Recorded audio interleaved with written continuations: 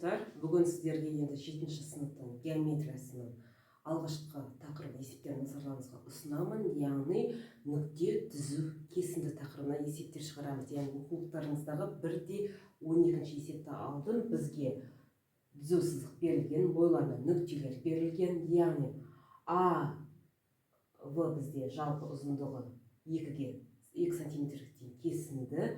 С нүктесі АВ кесіндісінің ортасы, О нүктесі АС кесіндісінің дәл ортасы. Табу керек бізге А-сыны, С-ны, А-ны, О-ны. Қалай табамыз? АВ-дан бастаймыз. Бізге берілген АВ 2 сантиметрді, және С оның ортақ нүктесі, яғни кесінді дәл 2 бөлікке бөледі. Яғни АС тең СВ-ға. АС деп тұрғанымыз бізде АВ-ның жартысы 2-ге бөлеміз, яғни 2-ні бөлеміз. 2-ге 1-ге тең болады. Бұл жерден шығады енді, мына жерден шығады бізде СВ-мыз тең болады 1-ге. Солай ғой? СВ-ны таптық. СВ тең АС-ға. АС-ның дәл ортасы О нүктесі. Яғни АО тең болады ОС-ға. АО деп тұрғанымыз бізде АС-ның жартысы. Яғни 1-ді бөлеміз 2-ге 0,5 сантиметр. АО-ны таптық. Енді осы жерден ОС бізде 0,5 сантиметрге тең. Солай ғой? Енді ары қарата кетеміз. ОВ-ны табу керек. ОВ деп тұрғанымыз бізде ОС мен СВ-ның қосындысы. ОС қосылған СВ. ОС бізде 0,5-ге тең, қосылған СВ бізде 1-ге тең. Яғни 1,5 сантиметрге тең.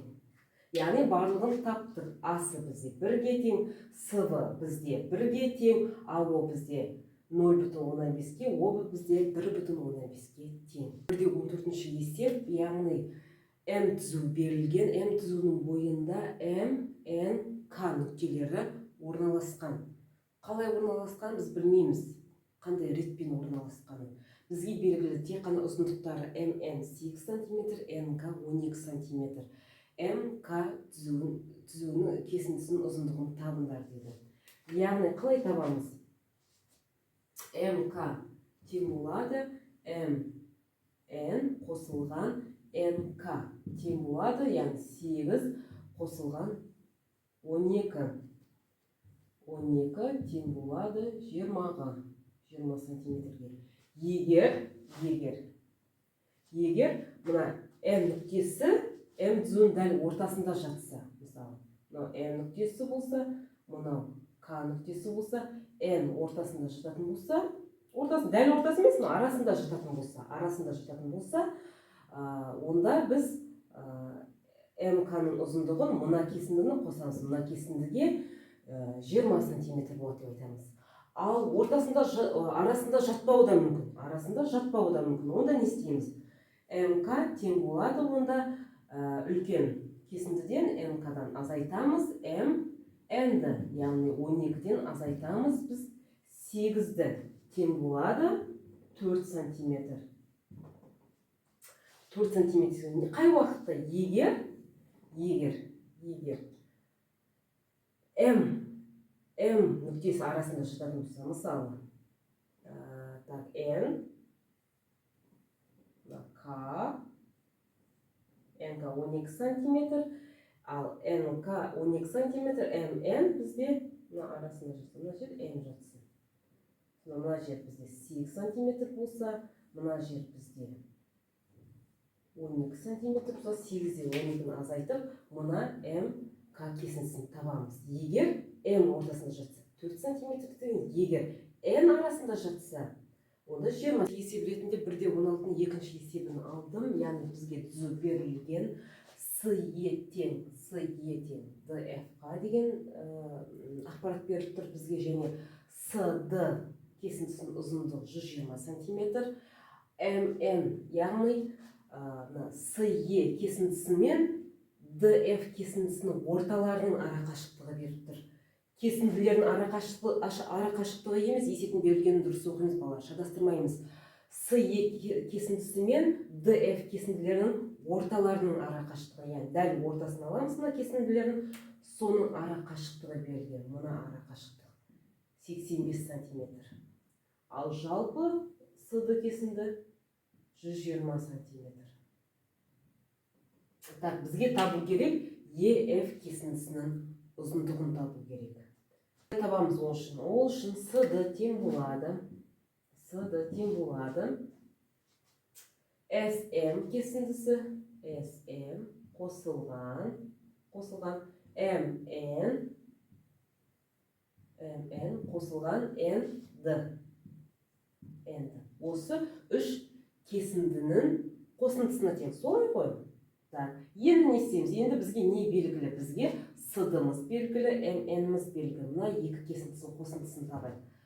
СМ қосылған НД тең болады. Мына екеуінің қосындысын табатын болсақ, бізде 120-дан азайтамыз. 120-дан азайтамыз 85-ті. Сонда бізде SM қосылған ND тең болады 35-ке. Енді SM бізде қай кесіндіге тең? М Еге тең. SM тең болады М Еге. Ал ND тең болады NF-қа. NF-қа әрі қарата жалғастырамыз. Енді EF-ті табамыз. EF деп тұрғанымыз MN кесіндісінен азайтамыз ME қосылған NF. Тең болады. MN бізде 85 сантиметр. Азайтылған мына екеуінің қосындысы бізде қаншаға тең? 35-ке тең. 50 болады. 50 сантиметр. Дециметрге айналдырамыз. 5 дециметр болады. Есеп 1/20 есептеріңіз, яғни ұзындығы А-ға тең кесінде берілген АБ кесіндісі. Соның кез келген нүкте арқылы екі бөлікке бөлінген. Сол екі бөліктің орталарының ара қашықтығын табыңдар, яғни М, дәл ортасы N деп алсақ, осы ара қашықтықты табыңдар, MN-ді дейді. Яғни табу керек бізге MN-ді. Енді АБ тең болады. Мына екі жақ тең. Мына екі аралық тең қой. Екі аралық тең. Сонда бұны екі SN деп алсақ, плюс мына екі аралық тең. Екі кесінді тең. Оны біз екі SN деп алайық. Так, енді екінің қашан сыртына шығарып жібереміз. Бізде SM қосылған SN болады. Енді орындарына қоямыз. 2 SM қосылған SN тең болады А-ға. Так, SM қосылған SN тең болады А бөлінген 2-ге. Яғни мұны аралықты таптық. Мұна екеуі біздің қосынды бізде нені береді?